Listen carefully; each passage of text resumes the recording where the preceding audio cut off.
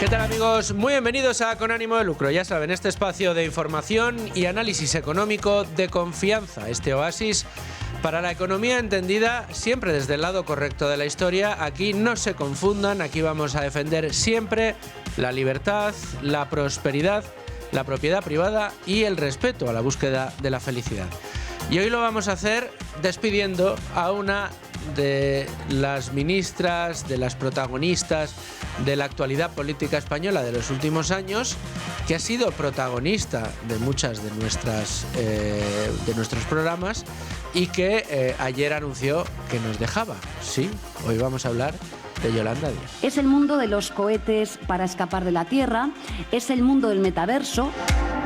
Y es que, en fin, vamos a hablar de Yolanda Díaz porque es probable que la izquierda pierda a uno de sus grandes referentes en los últimos años. ¿Saben qué nos dijo ayer Yolanda Díaz? Escuchen.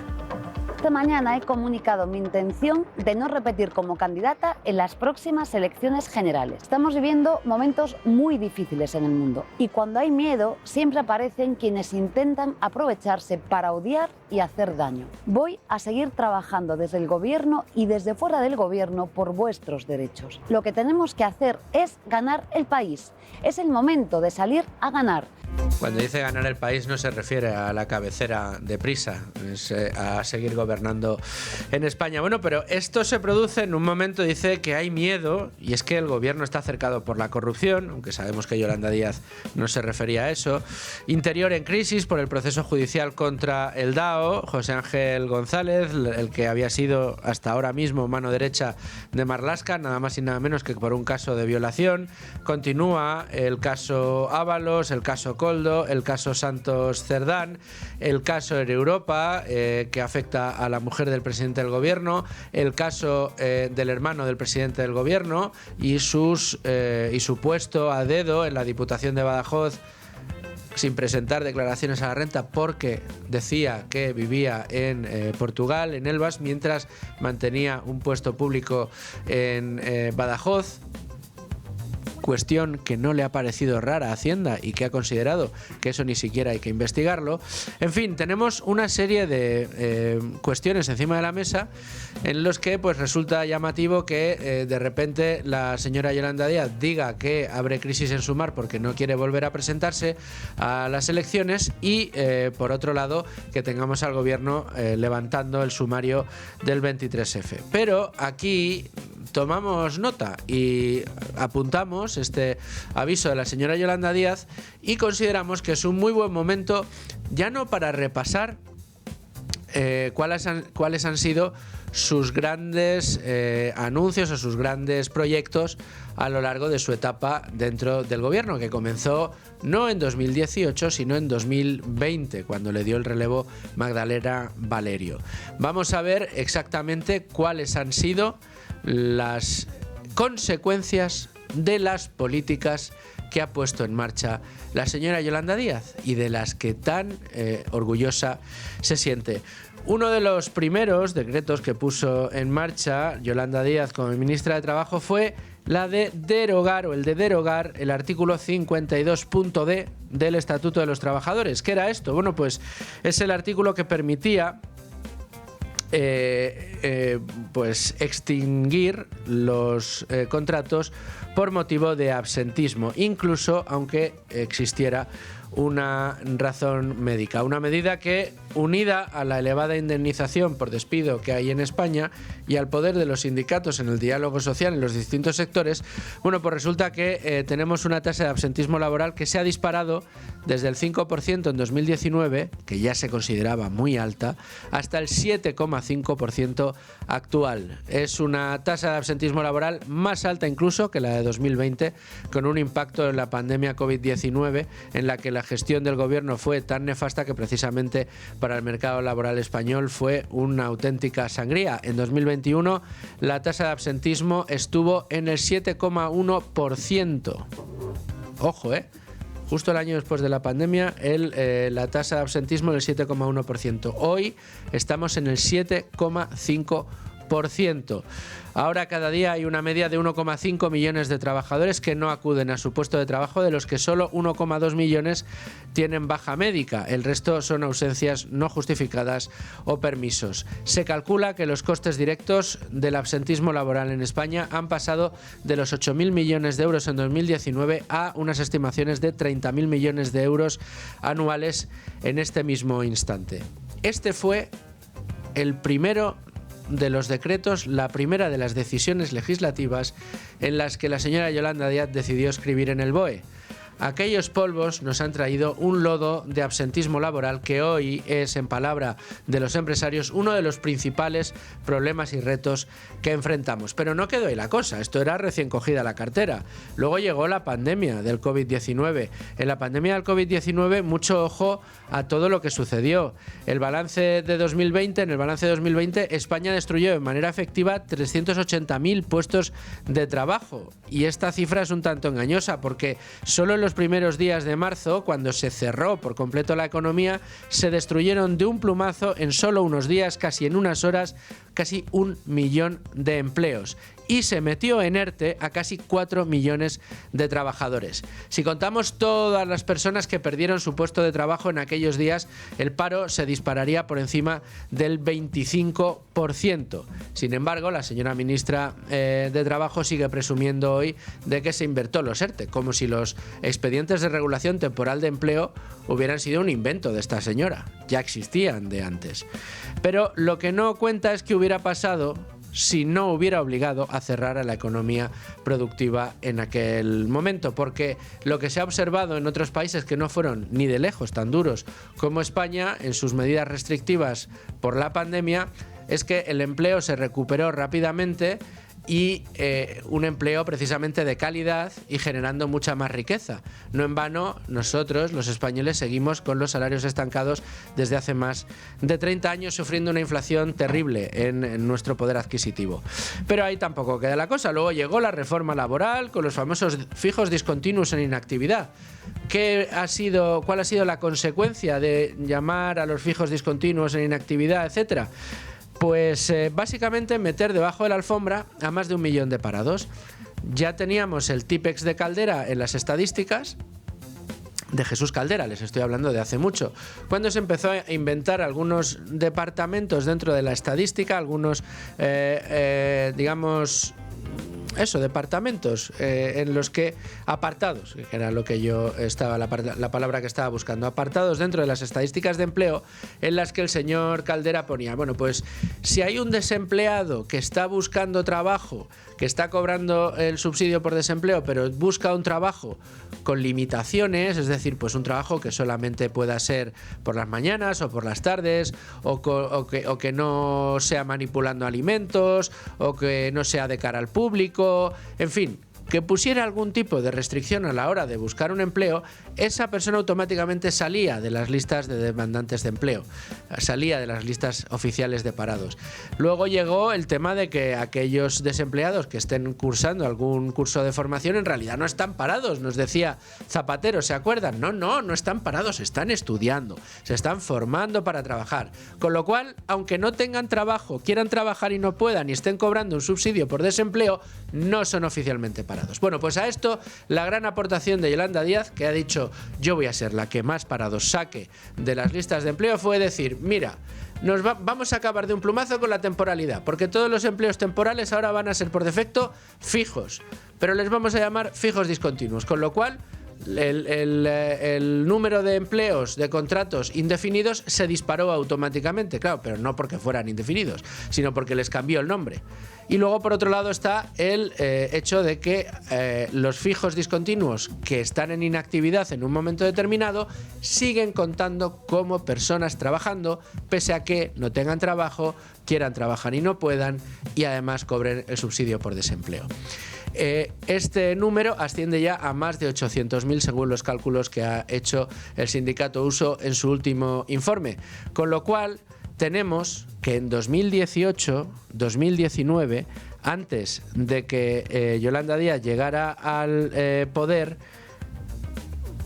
teníamos muchos menos parados debajo de la alfombra, aproximadamente entre 300 y 400.000 parados que no contaban en las listas de desempleo, y ahora el número de parados que no cuentan en las listas de desempleo supera el 1.000.000 de personas.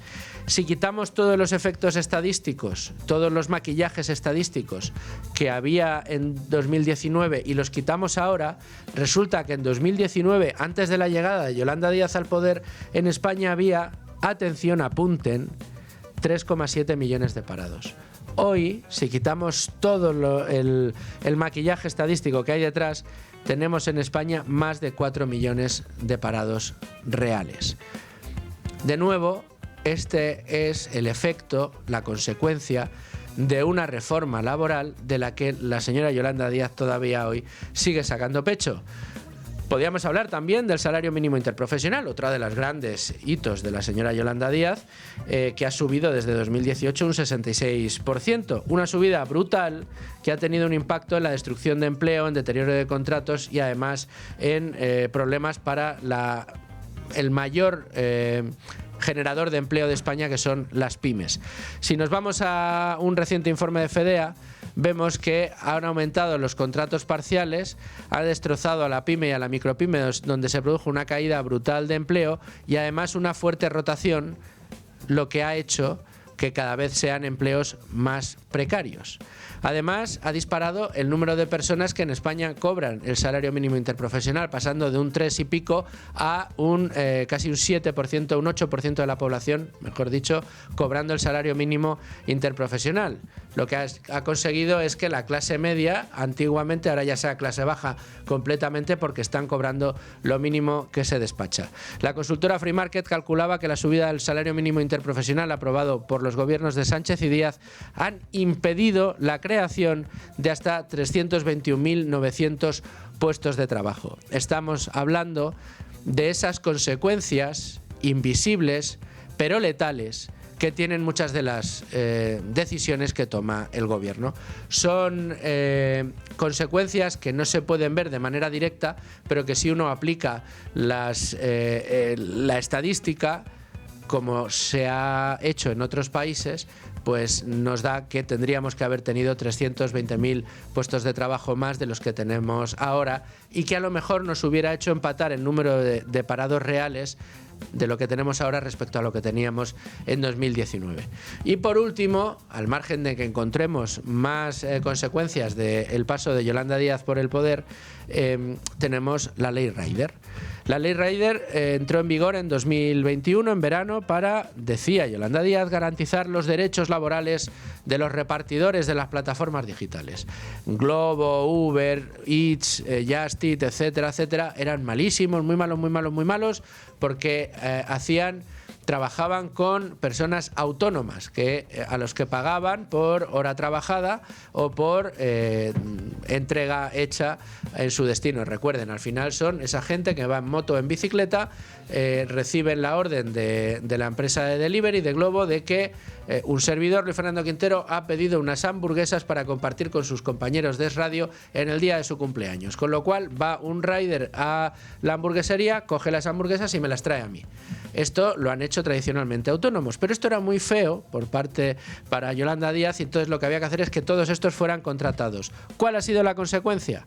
Ha provocado una caída del 7% en el empleo dentro del sector delivery, una caída del 3% en los salarios por hora que cobran estos trabajadores y una reducción del 2,5% de las horas trabajadas. ¿Y los más perjudicados quiénes han sido? Bueno, pues los propios trabajadores, las propias personas que buscaban un trabajo flexible en el que pudieran trabajar las horas que quisieran y en el que pudieran recibir tanto dinero como horas trabajadas hubieran echado en este tipo de plataformas. Pero ahí estaba el gobierno para querer regular y para destrozar de nuevo una solución que funcionaba fantásticamente bien tanto para las empresas como para los clientes como para los propios riders.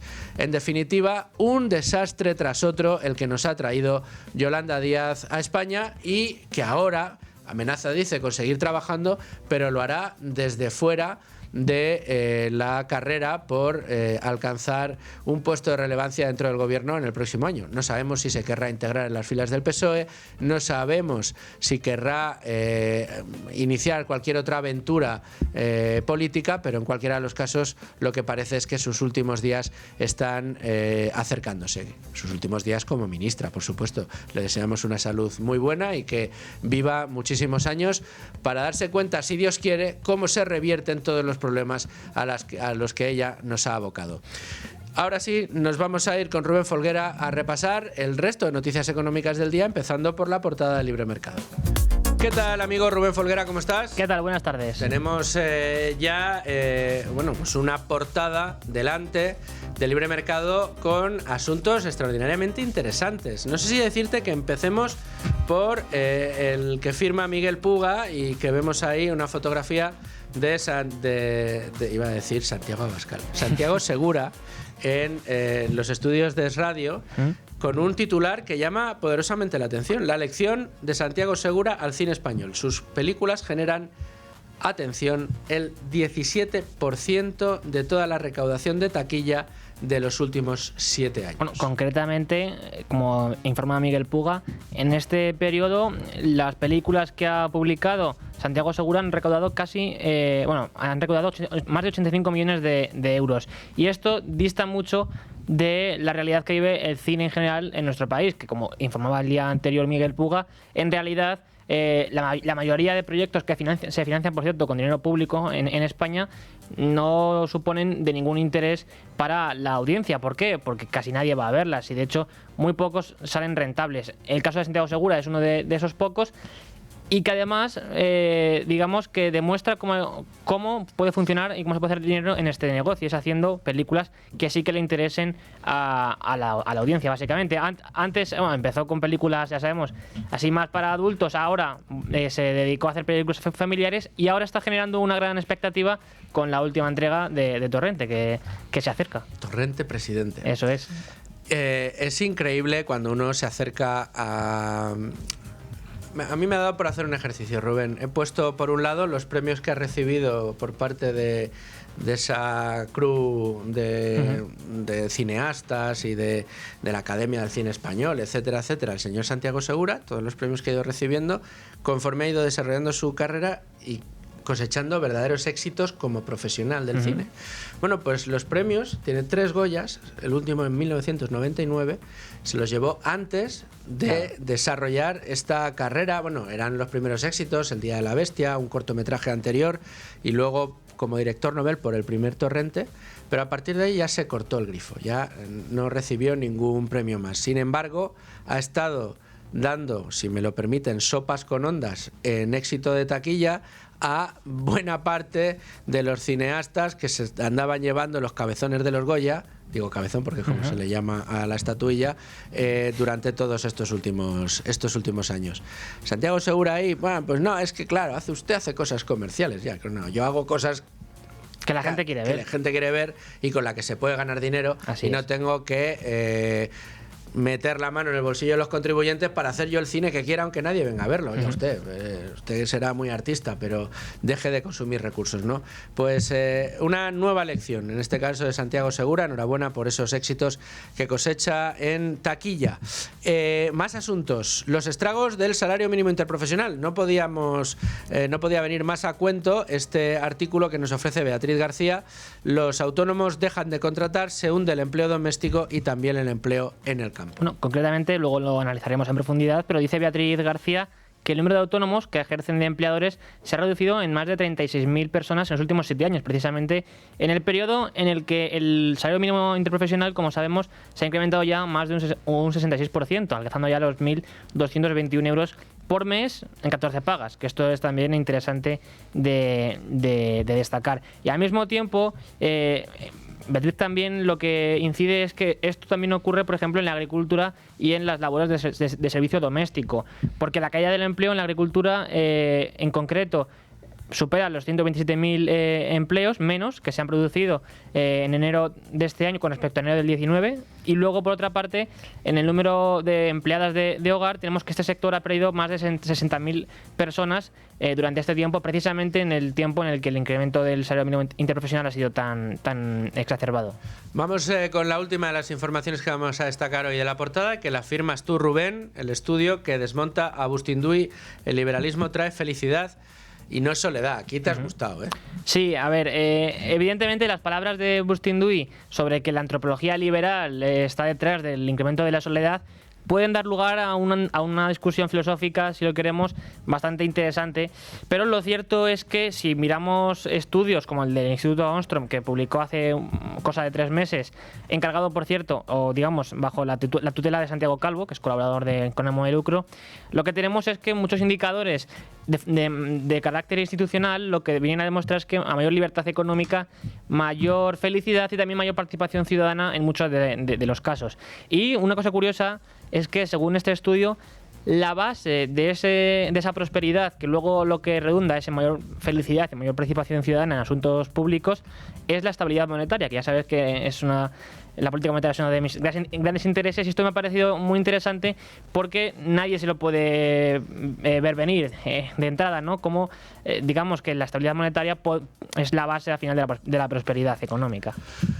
Pues, en buena medida, al menos. Un artículo muy interesante, yo recomiendo su lectura porque así verán también la calidad que tiene mi compañero Rubén Folguera a la hora de exponer este tipo de ideas que profundizan en la teoría económica, además, y ahora sí, yo lo digo tranquilamente, dándole auténticas sopas con ondas. Hoy me ha encantado esta fórmula. Bueno, en realidad a Bustinduy. Es un informe del Instituto Ostrom, yo solo me hago eco de sus conclusiones.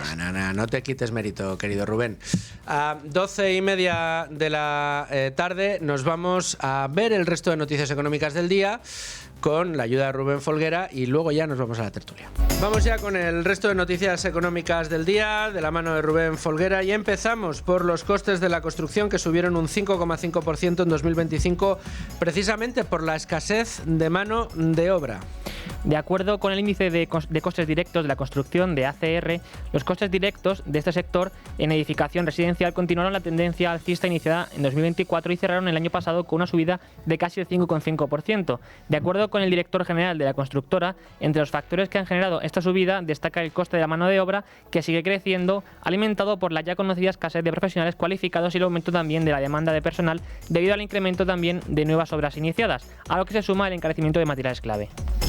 Vamos a continuar con este itinerario informativo que nos lleva ahora al Congreso de los Diputados, que ha vetado el decreto del escudo social con el Partido Popular, Vox y Junts de nuevo en contra.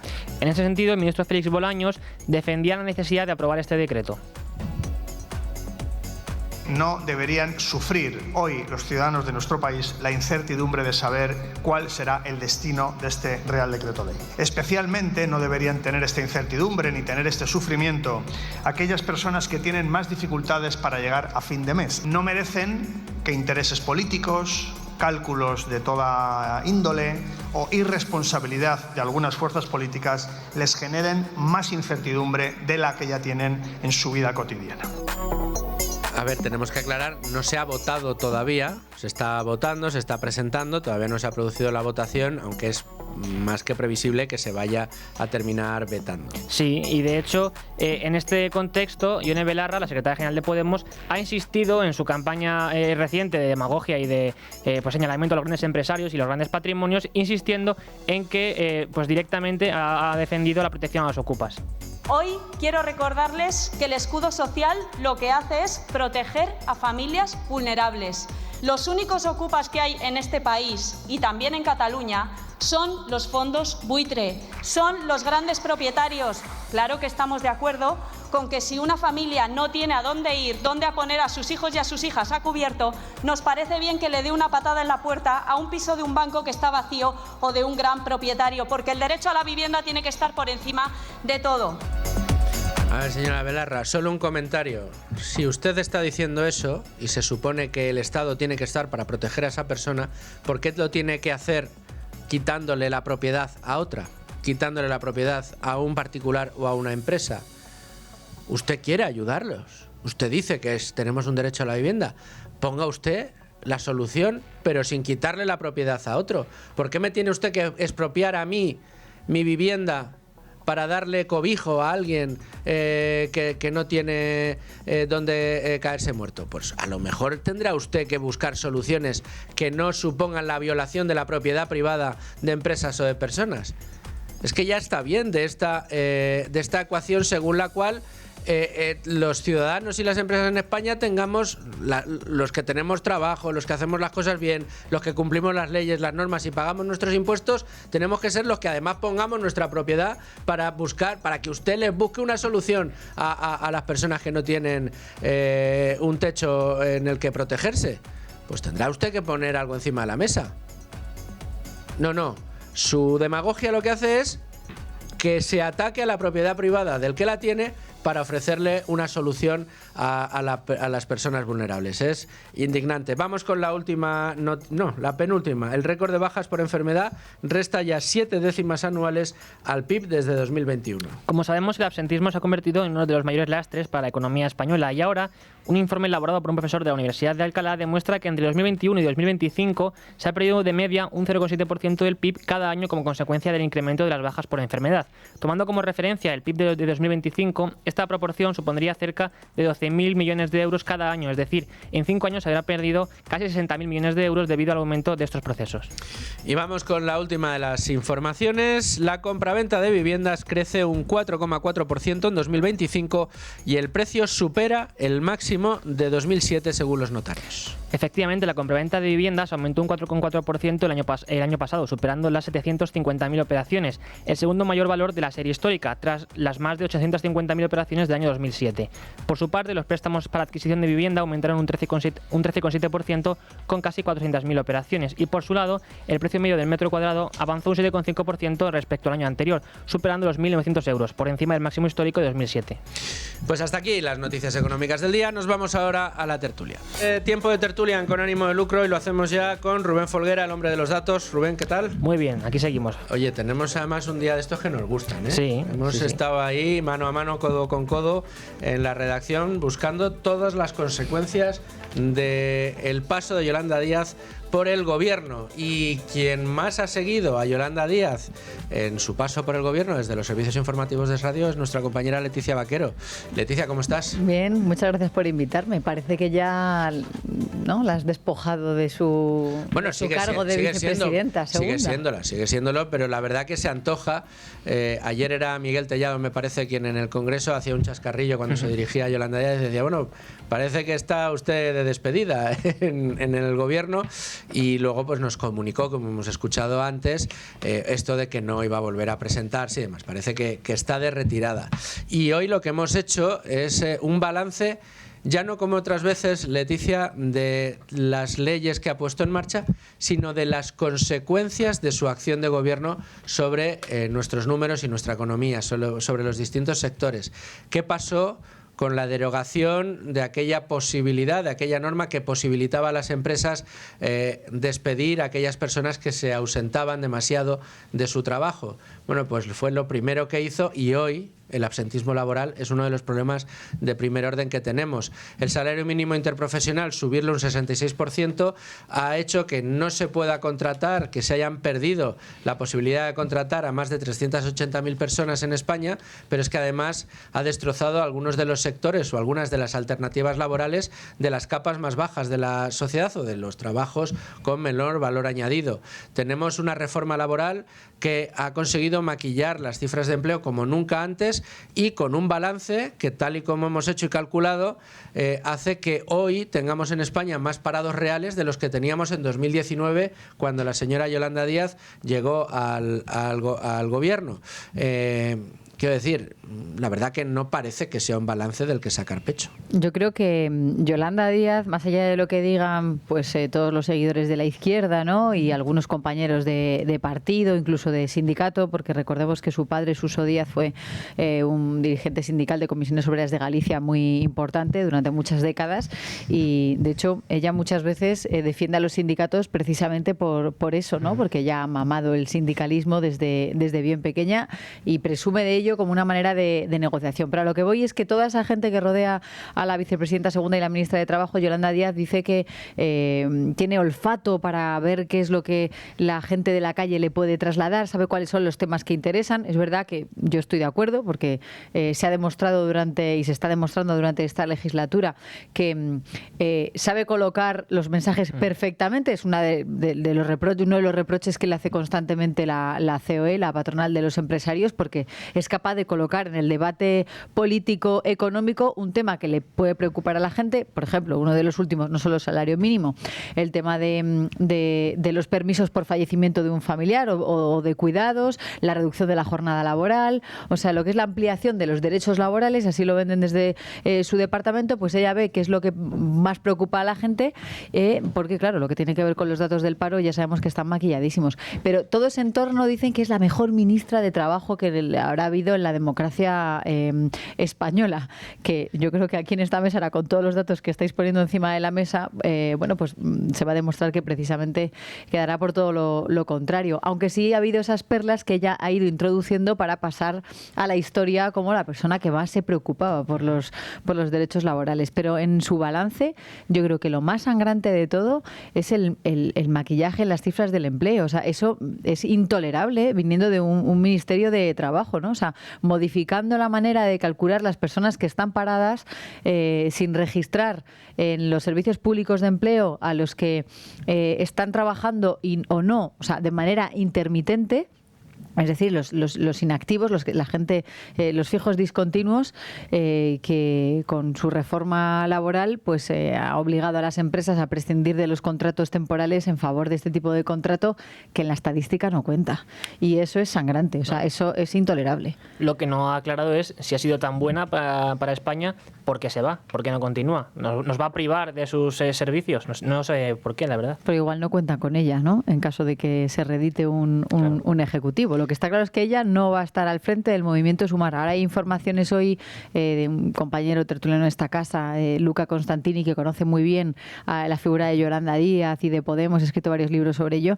Dice que bueno, hay diversas posibilidades, salidas profesionales para Díaz, que puede ir desde un puesto en el Consejo de Estado a estar al frente de la alcaldía de La Coruña, por ejemplo.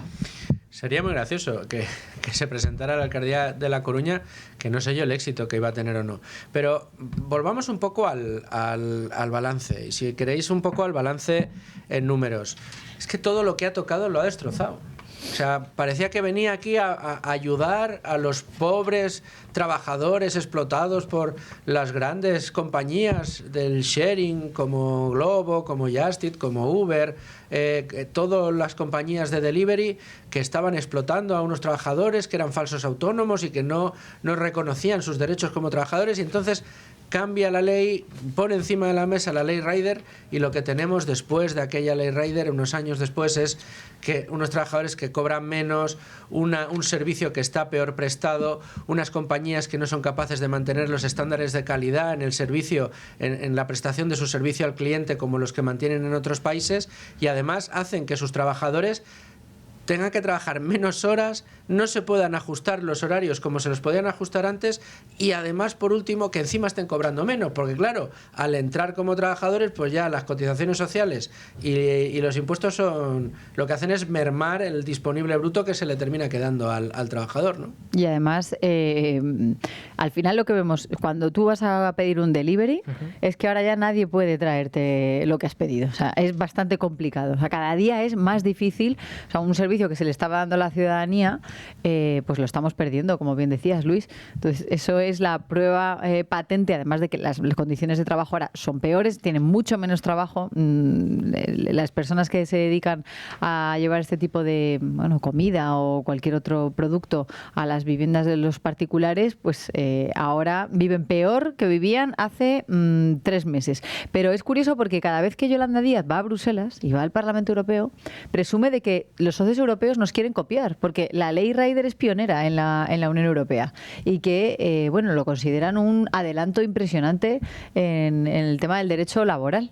Conociendo a los burócratas comunitarios, la verdad que no me extraña que alguno piense que es un ejemplo a seguir, porque otro de los sectores a los que ha dejado fuera esta ley Rider era el de, sobre todo, gente más joven o gente que tenía otro trabajo y necesitaba completar con por ejemplo, y no podía completar una jornada laboral completa, sino que le venía bien trabajar por horas, pues qué sé yo, un sábado por la mañana, un viernes por la noche, un jueves por la noche, trabajaba 5 o 6 horas a la semana, se sacaba un sobresueldo suficiente pues para llegar a fin de mes, por ejemplo.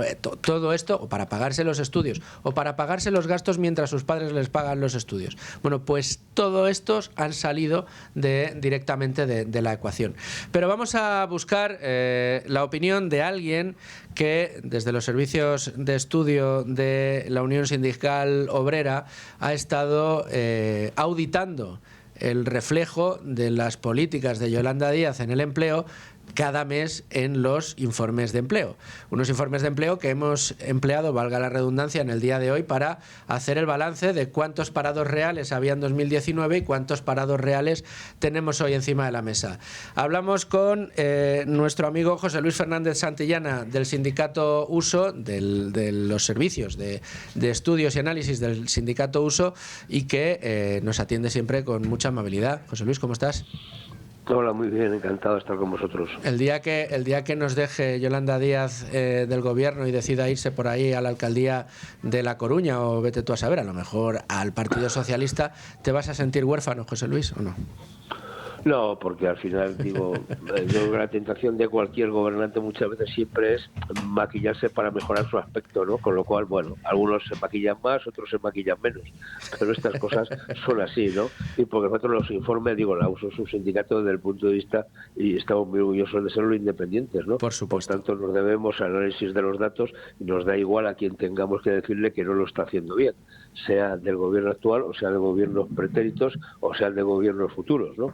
Porque nosotros vamos a tener siempre nuestros propios principios, y en estas cosas nosotros nos debemos a nuestra gente, a nuestros afiliados, que pagan rigurosamente su cuota, y no queremos vivir de las mandurrias del gobierno. Otra cuestión es que tontos tampoco somos, y si nos dan algo, oye, pues bienvenido sea, ¿para qué nos vamos a engañar, no? Correcto.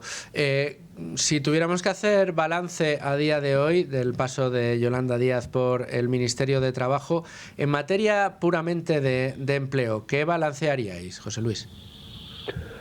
Pues yo creo que es un balance, es que se han maquillado, digamos, los números, o se han mejorado de alguna manera la presentación de algunos resultados, pero el fondo sigue siendo el mismo. ¿Qué quiero deciros? O sea, cuando la reforma laboral se pone en marcha, hay una presión, vamos a llamar así, o una petición de Bruselas, diciendo, oiga, en España no pueden ustedes tener una tasa de temporalidad que esté en torno al 24-25% como teníamos. Eso hay que bajarlo y ya está. Entonces, muy bien, pues ya está, se suprime un tipo de contrato, se pone otro, se hace no sé qué, y al final bajamos la tasa de temporalidad. Pero no has bajado la naturaleza real del trabajo que se está haciendo, ¿no?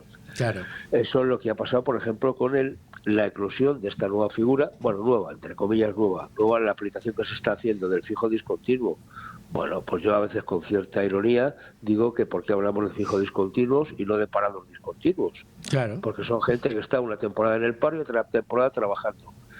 En función de si está más tiempo en el paro sería un parado discontinuo, si está más tiempo trabajando pues podría ser un fijo discontinuo, ¿no? Pero lo curioso es que el propio Servicio Público de Empleo, cuando habla de la causa de la prestación que se atribuye a un trabajador, cuando habla de los fijos discontinuos, la causa es, en fin, de una relación de carácter temporal. Bueno, eso lo dice el SEPE, no lo digo yo, ¿eh? Sí, sí. Con lo cual, bueno, cada uno que haga las cuentas que quiera. Yo creo que en el fondo lo que nosotros le echamos en falta a este gobierno en este y otros aspectos es, oiga, la falta de transparencia, ¿no? Es decir, ¿por qué se empeñan en decir que tenemos 2.400.000 parados cuando estamos rondando los 4? Claro. Es que esto no tiene ningún sentido, ¿no? Y nosotros lo mostramos con sus propios datos. Gente que está registrada en el Servicio Público de Empleo, gente que no está trabajando y usted no la contabiliza como parado. Oiga, pero ¿qué sentido tiene? Sin embargo, disculpe José Luis y Leticia Vaquero, cuando se le pregunta al secretario de Estado de Seguridad Social, a Borja Suárez, al número 2 de El Masait, y yo he tenido la oportunidad de preguntarle muchas veces, muy molesto te responde que es que ellos son totalmente transparentes, o sea que los datos, por ejemplo, sobre los que los fijos discontinuos en la inactividad, que eso se puede ver en la EPA perfectamente, ¿no? Y a pesar de que se han opuesto en el gobierno sí. Se puede ver relativamente, en la EPA no tanto, pero sí que lo ves cuando hacen el Servicio Público de Empleo, publican los datos de los parados en función, en este caso los incluye dentro de los no parados, dentro de una categoría que habla de personas que tienen una relación laboral y por tanto no los contabilizan. Claro, pero en ese grupo de personas que tienen relación laboral hay dos grandes bloques. Uno, el de los fijos discontinuos inactivos, y el otro, las personas que están en ERTE, también mantienen la relación laboral.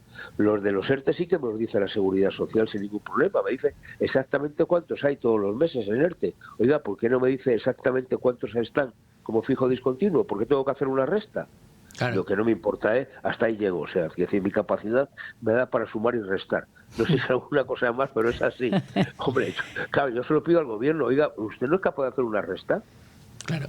Eso es no tener transparencia. Hay? Pues mira, claro, lo de la transparencia es sencillo, ¿no? Es decir, oiga, una cosa que usted me diga que sus datos son transparentes, porque de verdad, yo cojo sus datos, que los encuentro y los utilizo y los sumo, porque se hacen operaciones básicas, de sumar y restar. Ya no hablo de divisiones y multiplicaciones, ¿Sabes? Hombre, por favor, sean ustedes un poquito más serios. Desde ese punto de vista, mire, yo lo que le digo es al gobierno, dígame cuántos parados reales tenemos, cuánta gente está inscrita en el SEPE que no está trabajando.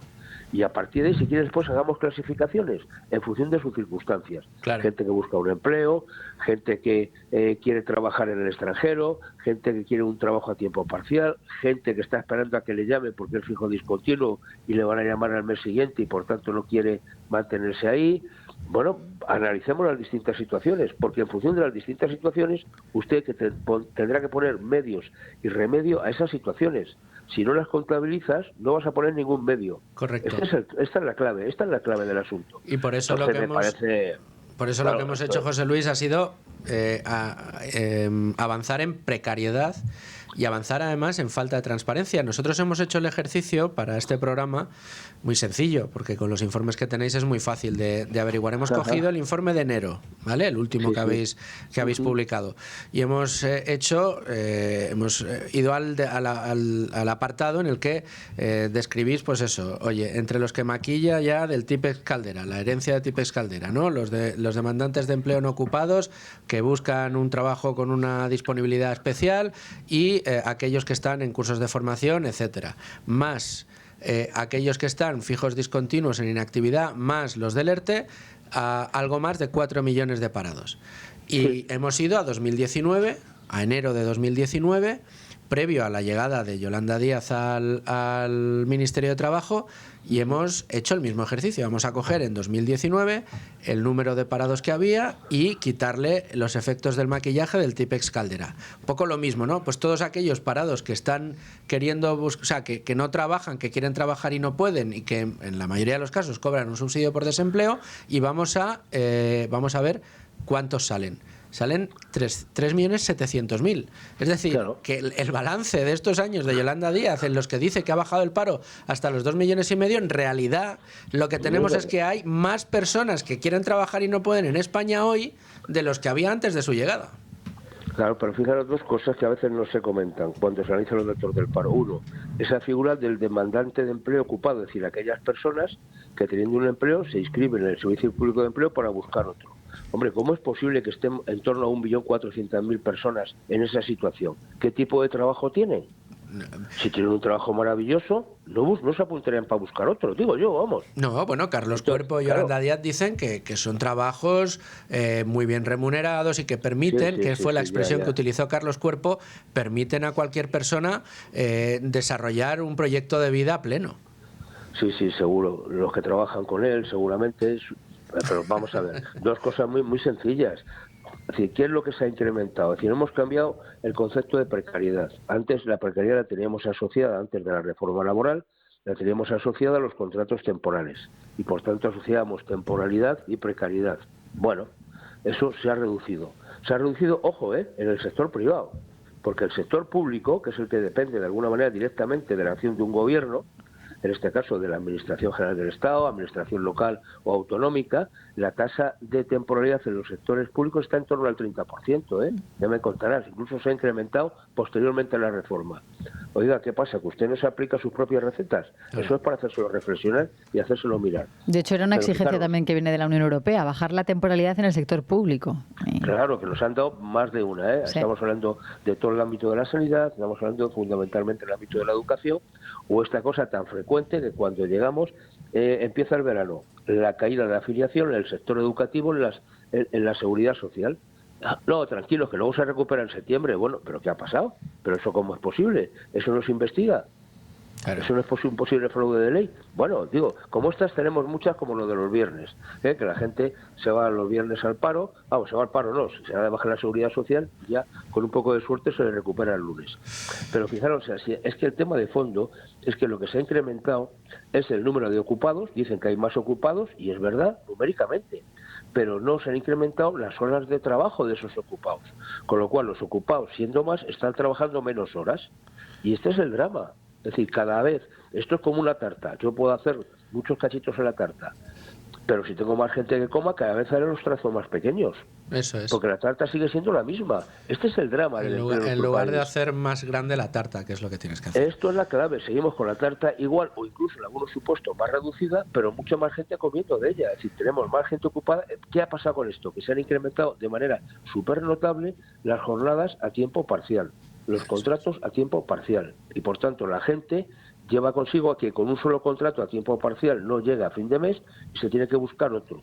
Y esto está generando situaciones de de pluriempleo. Y estamos en torno a 800.000 personas en España que están pluriempleadas. Es que es así, es decir, ¿esto es un gran logro social? A mí me parece que no. O sea, que la gente tenga que pluriemplearse para llegar a fin de mes, me parece una barbaridad. Y todos los meses, si miráis los informes, porque los saco de la estadística del SEPE, se hacen más contratos indefinidos que personas, al revés. Entonces quiere decir que hay personas que reciben más de un contrato indefinido en el mes. Claro. ¿Pero cómo es posible? Si se hacen 600.000 contratos indefinidos en un mes, el paro suba en 30.000. Oiga, ¿me explica dónde han ido a parar esos 600.000? Bueno, yo os digo que miréis un dato que no se comenta siempre, es las altas en el servicio público, las altas en la prestación por desempleo. Sí. Que la prestación por desempleo es alguien que estaba trabajando y deja de trabajar, por eso es obra de alta. Sí. Bueno, eso todos los meses está en torno de 550.000. Fíjate.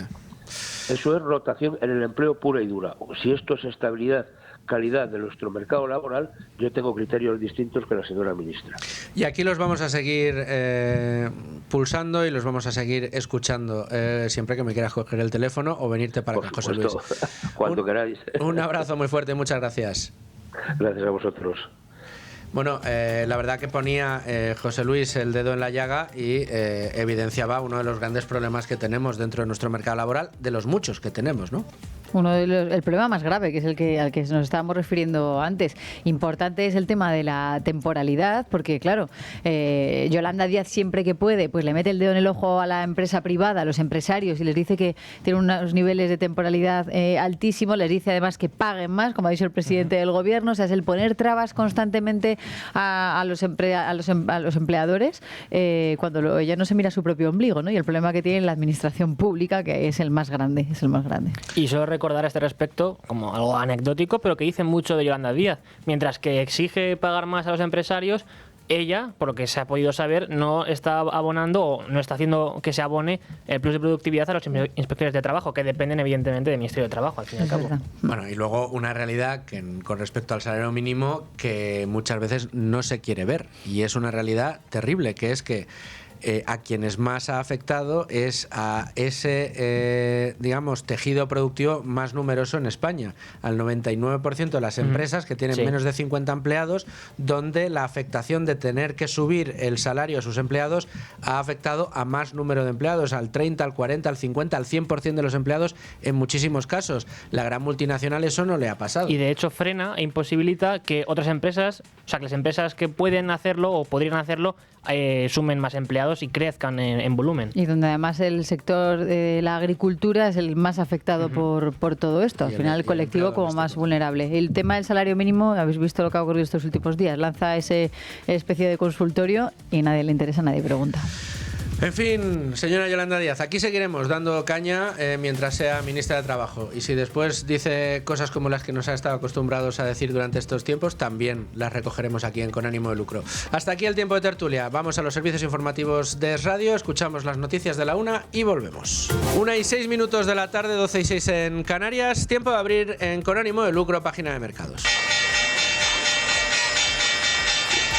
Y tenemos información importante que dar en mercados en el día de hoy, porque nos muestran las pantallas de información en tiempo real nuestro selectivo en cifras récord. 18.446 puntos para nuestro principal indicador, que cotiza absolutamente plano, un 0,08% abajo, con una compañía que se sale por los bordes, como se suele decir. Indra se está anotando un 21,35% a esta hora, después de presentar unos resultados extraordinarios. Solaria Energía un 2,94% y Laboratorios Rovi un 2,74%. Insisto, Indra anotándose más de un 21% a esta hora. Las compañías que por contra tiran del indicador hacia abajo, hacia el negativo, son Fluidra un 4,98%, Redella Corporación, Red Eléctrica un 2,02% abajo e Iberdrola, que subía en la víspera, un 1,47%. Indra está volando más de un 20%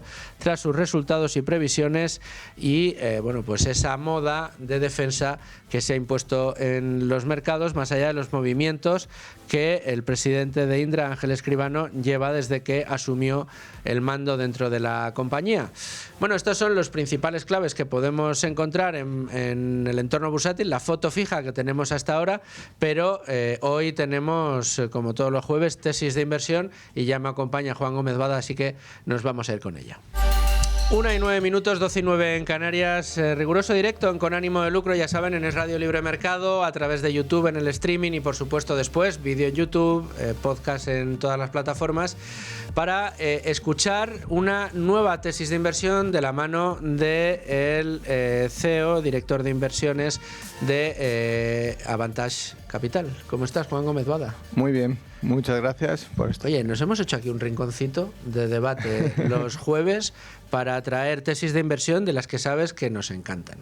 Y hoy nos traes una muy curiosa. ¿Sabes por qué me gustan mucho las tesis de inversión, Juan? ¿Por qué? Porque no solo nos ayuda, me ayuda a mí personalmente y a todos nuestros oyentes a comprender cómo funciona la cabeza o el análisis de un gestor de fondos, como es vuestro caso, sino que además nos acerca a la actividad de algunas compañías que no sabemos muy bien cómo funcionan, que no se nos había ocurrido que igual eran una muy buena inversión, porque al final tú preguntas ahora a cualquiera por la calle, oye, ¿dónde se puede invertir? Y te va a hablar de Tesla, te va a hablar de Nvidia, te va a hablar de Google, pero de Irish Continental Group no te va a hablar nadie. Nadie, ¿no? A ver, bueno, cuéntanos esto de Irish Continental Group. Hay que tener inversiones, por un lado, diferentes para que la cartera, cuando se mueva demasiado las noticias o las narrativas sobre algunas cosas, pues no sufra tanto y sea más consistente en el largo plazo, ¿vale? Entonces, comento sobre la compañía. Básicamente es una compañía irlandesa que se dedica principalmente al transporte de pasajeros y tráfico rodado entre las dos islas de Bretaña e Irlanda, ¿vale? Entonces, bueno, pues como esas grandes navieras que conocemos, que tú llegas con el coche, entras o entran pasajeros y te transportan directamente. Y también se dedican no solo a esos pasajeros, sino también tráfico de mercancías que no van rodando, que van, pues que levantas, que se llaman lift-off, lift-on, ¿vale?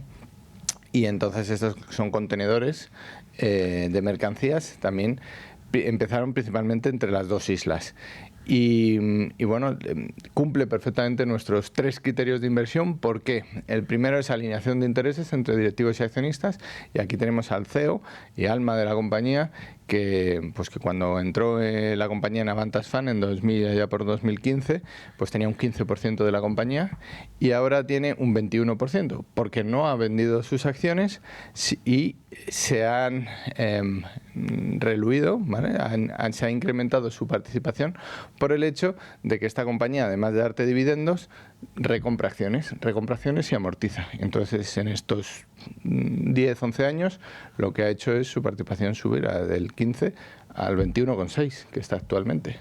Lo cual quiere decir que si el CEO de la compañía, el alma mater de la compañía, está incrementando su posición accionarial dentro de la misma, no es porque tenga ninguna intención espúrea, sino porque considera que que lo que está haciendo es ligar su futuro, ligar su posición patrimonial a que le vaya bien a la empresa, y por eso la alineación de intereses es tan importante a la hora de analizar una compañía. Absolutamente, ahí vemos clara la alineación, el objetivo de largo plazo que tiene, y es una compañía que en este tiempo pues ha pasado momentos de sufrimiento, como todas, ¿no?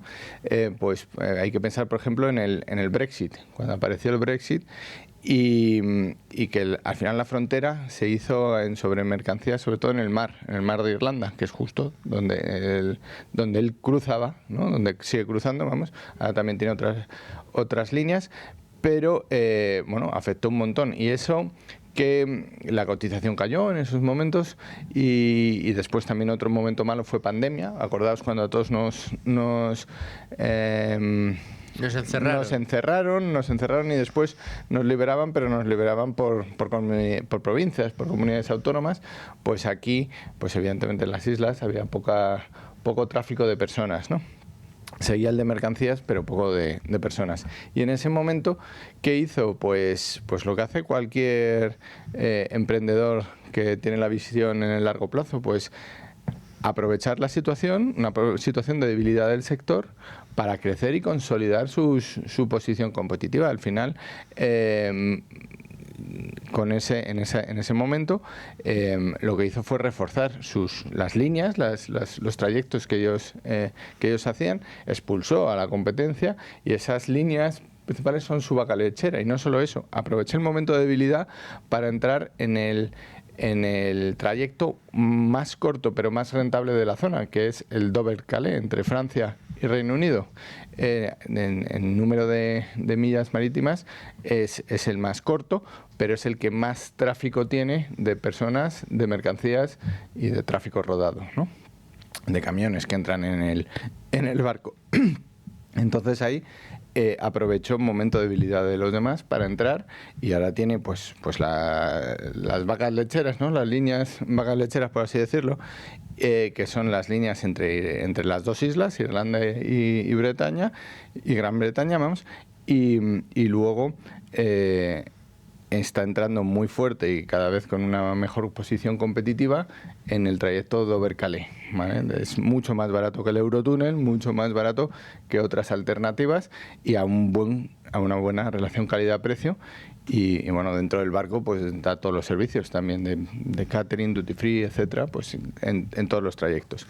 Y entonces está creciendo con mini monopolios, por así decirlo, o más que monopolios, con una posición dominante muy clara y muy rentable. Entrasteis en 2015, os habéis comido en medio la pandemia, como bien decías, seguro que afectó. Y estamos hablando de compañías, fíjate, yo cada vez que habláis de este tipo de compañías, como, pues qué sé yo, otras gestoras, recuerdo, no voy a decir el nombre de la gestora ni la compañía, pero tenía en cartera una empresa licuefactora de gas muy importante. Claro, yo cuando oigo hablar de este tipo de empresas, o empresas como esta, Irish Continental Group, que a lo que se dedica es a tener barcos de transportes de pasajeros y mercancías para cubrir líneas con mucho tráfico, en este caso como es Irlanda-Gran Bretaña o Francia-Gran Bretaña, siempre pienso en las inversiones que tienen que hacer en CAPEX para mantener los barcos a punto.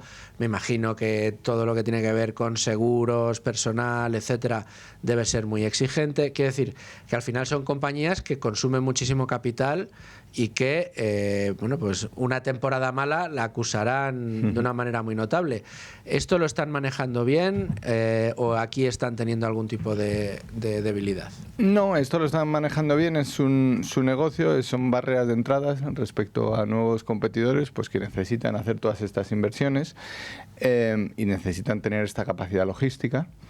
Y como lo hacen principalmente en la parte que es más dinero, que cuesta más, pues tienen algunos barcos en flota propia y luego alquilan otros. Entonces combinan ambas. Entonces lo primero que hacen es llenar los suyos y después para determinados trayectos que pues tienen más demanda o demanda puntual, pues alquilan. Y bueno, pues la verdad es que en esto la gestión de capital a lo largo de los años ha sido muy buena. Edmond Rowell, que tiene el 21%, está muy encima de esto porque al final te cambia los números, cambia tu posición competitiva y bueno, defendiendo él su propio interés y el de su compañía está defendiendo el nuestro, el del resto de minoritarios que invertimos en la compañía. ¿Qué capitalización tiene Irish Continental Group? ¿Cuánto cuesta ahora mismo en bolsa? 1.000 millones de euros. 1.000 millones. Sí. Estamos hablando de una empresa de pequeña capitalización. Sí, comparada con las grandes es una small cap. Es una small cap, sí. Y es pues bueno, cotiza en el mercado de Irlanda y también en Reino Unido. Y bueno, cotiza, tiene un PER de 17. Es un PER que, pues eso, que no es extraordinariamente barato, pero para la calidad que tiene la compañía, pues merece la pena. Tampoco es demasiado alto. Y tiene una rentabilidad por dividendo de, pues está en torno al 2-3%, depende del año. A veces reparten más, a veces lo que hacen es comprar más acciones y siempre el mix pues bueno, es elevado en torno al 4%. Y ha habido años que más, que el 6 o el 7, cuando los años peores han aumentado las recompras, porque el CEO no es tonto y sabe lo que quiere, ¿no? Entonces, pues esa es la situación. Entonces, con esto, decir que cumple perfectamente nuestros 3 criterios de inversión, para que entren en la cartera Vantage Fund, que son: primero, alineación de intereses entre directivos y accionistas; segundo, excelente modelo de negocio, tiene unas ventajas competitivas espectaculares con respecto a otros competidores. Hay que distinguir las líneas en las que tiene dominancia y control casi total, como son en muchos de los trayectos entre Irlanda y Gran Bretaña, y otros donde está entrando y está barriendo, y cuando queden menos pues subirá precios, aumentará márgenes, etcétera, como es el Dover-Calais, ¿no?, que lleva tiempo. Y por último, el precio razonable, precio 17 veces de PER, una rentabilidad para el accionista pues que va a rondar el 4% en media durante estos años. Pues decir que es en nuestra opinión, una excelente oportunidad de inversión que no va a dar demasiados sustos en líneas generales. Ya dio más de los que esperábamos con la pandemia o con el Brexit, que a priori no son cosas esperables, pero bueno, la verdad es que se repone bien. Es lo que tienen que hacer los empresarios, pues aprovechar las amenazas y convertirlas en oportunidades. Entrasteis, decías, en 2015. ¿Puedes decirnos más o menos a qué precios empezasteis a construir la posición y a cuánto está ahora? En torno a 3,80 y está 6,7, una cosa así, en euros. 6,7 euros y entrasteis por debajo de 4. Sí. O sea, habéis tenido una rentabilidad muy buena. ¿Creéis que todavía tiene recorrido al alza la compañía o no? Sí, creemos que tiene más. Realmente no consideramos la rentabilidad hasta ahora demasiado buena. Pero sí, no, es positiva. Estamos hablando de que tenéis, no llega al 100%, pero habéis tenido, ¿qué será? ¿Un 60 o un 70% de rentabilidad? Sí, más los dividendos. Pero bueno, la media del fondo ha sido algo más. En este tiempo se ha triplicado el valor liquidativo del fondo, pero bueno, ahí está el CEO, que ahora tiene cada vez más de su compañía. un potencial muy interesante. Lo que no sé aquí muy bien, y a lo mejor tú me puedes ayudar, Juan, es cómo los gestores manejáis el nivel de expectativas y los márgenes de seguridad que tenéis en cada compañía. Porque, claro, me has dicho en el 15, me he puesto a mirar la gráfica, he visto que estaba pues en el entorno del 3, entre el 3 y el 4, entre 3 y 4 euros. La veía a 6,7 o no, me han hecho una rentabilidad fantástica. Me dices, no, todavía no es suficiente, perde 17. ¿Cómo analizas esto de, bueno, ha ido bien, no me ha hecho la rentabilidad que llevo de media, pero tengo elementos encima de la mesa que me dicen que esto todavía puede mejorar? Sí, claro, porque la ruta Dover-Calais todavía no está generando el resultado que debiera. Luego también tiene algunas más, sobre todo en tráfico de mercancías del continente con Irlanda, y esas las tiene bastante más, o sea, ya va consolidándolas poco a poco más. Ahí tiene algo de competencia, pero a medida, esto es un negocio en el cual cuando tú lo haces bien y empiezas a hacerlo mejor que los demás acaban retirándose, ¿vale? Y cuando se retiran es donde está el beneficio de verdad. O sea, ahí claro, el upside es mucho más pronunciado, ¿no? En el momento en que te cargas a la competencia, y voy a ser malo, voy a ser el de la contratesis. ¿Y por qué tiene que ser Irish Continental Group quien se lleve el gato al agua, por ejemplo, en la línea Dover-Calais? Bueno, porque al final lo que está, o sea, no tendrá todo. Desde luego el Eurotúnel siempre va a tener su propuesta de valor, pero también es diferente. Pero hay mercado y ahí tú puedes tener tu cuota, pero cuando partes,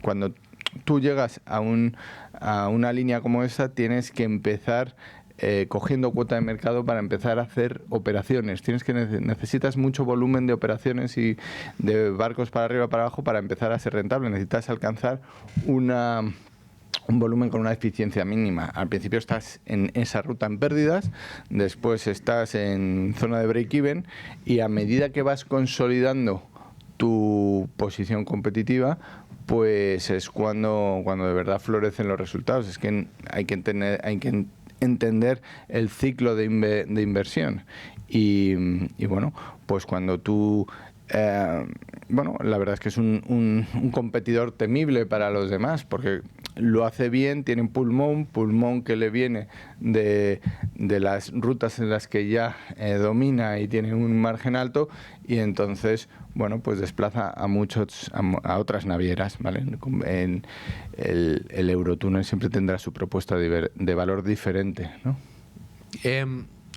¿Qué riesgos observáis? ¿Cuáles son los riesgos que metéis en el análisis de esta compañía? Bueno, hay temas regulatorios, si quieren intensificar la competencia, porque consideren que, y entonces te dicen ya no puedes tener una posición más dominante, desde luego es un riesgo que no se ve a corto plazo, pero que a largo plazo te obliga a tener menos operaciones en los trayectos, porque parte de eso se lo llevas tu competencia, con lo cual todos subirían precios. Los políticos no suelen quererlo porque lo que ellos viven es que a corto plazo suben los precios, pero bueno, ese sería un riesgo, es la mayor competencia, pero por otro lado tiene que haberla. Entonces esto tiene que... Es como un poco como las aerolíneas, ¿no? Ryanair tiene una filosofía parecida a la de Ryanair. Yo trato de ofrecer la mejor propuesta de valor, y aquí es ¿cómo elige una persona la aerolínea con la que hace donde va a un determinado destino. Normalmente ordenan lo que le sale por precio. Por precio y horario, a ver si te cuadra o no. Entonces, pues aquí es igual. Entonces, esa gestión operativa de las operaciones es fundamental. Y eso es donde son los mejores y pueden ser los mejores, y defender eso como lo defiende Ryanair, teniendo el mayor volumen de operaciones. ¿Qué posición ocupa dentro de vuestro fondo? Pues está en torno a un 2,7, 2,8 de peso sobre el patrimonio de Avantage Fund. También de Avantage Fund Plan de Pensiones, y algo más del Pure Equity, porque el Pure Equity Avantage Pure Equity es puro de renta variable, no tiene parte de renta fija. Juan, cuando uno tiene una compañía como esta en cartera, ocupándole un 2%, en fin, al final consigues, no sé si diversifica tu cartera por sectores o es simplemente una muy buena tesis que teníais que tener. Sí, nosotros vamos, al analizar, no vamos buscando diversificar, vamos buscando buenas oportunidades de inversión una a una. Potencial de revalorización, es lo que buscáis para introducir en cartera. Sí, pero la expectativa de crecimiento. En función de qué esperamos que sea, pero no porque tengamos mirado, no pensamos que... Y porque sea una posición defensiva de cara a próximos movimientos, por ejemplo, en los índices que pueda haber. O ¿no? de la Es inteligencia artificial, que esto pues está un poco al margen, ¿no? Nosotros no compramos una compañía que pensemos que vale 4 a 2, ¿no? No es nuestro objetivo tratar de vender la misma compañía al mismo precio. Nosotros invertimos a muy largo plazo y lo que queremos es confiamos en el desarrollo del modelo de negocio de esa compañía. La compañía que vendamos será muy distinta a aquella en la que invertimos, ¿vale? Entonces es un proceso de análisis muy diferente, donde no tienes un valor objetivo de salida. Me explico, es como si le preguntas a Mancio Ortega, a Juan Roch o a cualquier otro empresario español cuánto vale su compañía o a qué precio vendería. Y dice, pues depende y no sé lo que vale, lo que tengo claro es lo que estoy construyendo. Es muy llamativo. Te preguntaba esto porque, a ver, llevamos ya muchas semanas y últimamente se empieza a ver con más fuerza donde la actualidad bursátil te lleva a ver, pues eso, lo hemos dicho muchas veces, índices en máximos, empiezas a ver debilidad ya en Estados Unidos, un miedo enorme a que dé un vuelco la IA y que empecemos a ver grandes caídas en los mercados. Ahí uno tiende a pensar que aquellos que invertís por fundamentales y que lleváis tiempo invirtiendo en compañías castigadas, entre otras cosas, por la atención que generan otros mercados, otros sectores, como pueda ser la tecnología o la inteligencia artificial, pues pueda ser un muy buen momento. Y entonces podemos caer en el error de pensar que este tipo de inversiones como Iris Continental Group pueden ser defensivas. Oye, no, pues tenemos Iris Continental Group ante la posibilidad de que los mercados caigan, pero no es así porque la tenéis en cartera desde 2015. Claro, no vamos buscando momentum y además tenemos compañías de todo tipo, no rechazamos ninguna por ser de ningún sector o de ningún país en concreto y tenemos otras que a lo mejor están más en el disparadero y siguen en cartera y llevan pues más de 5 años, muchas de ellas, y Nvidia, precisamente.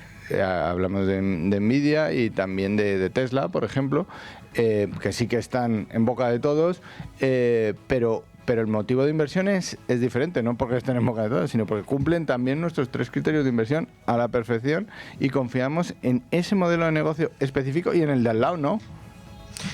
Pues Juan, Iris Continental Group lo apunto a la lista de tesis de inversión que nos vas dejando aquí semana sí, semana no, como a mí me gusta.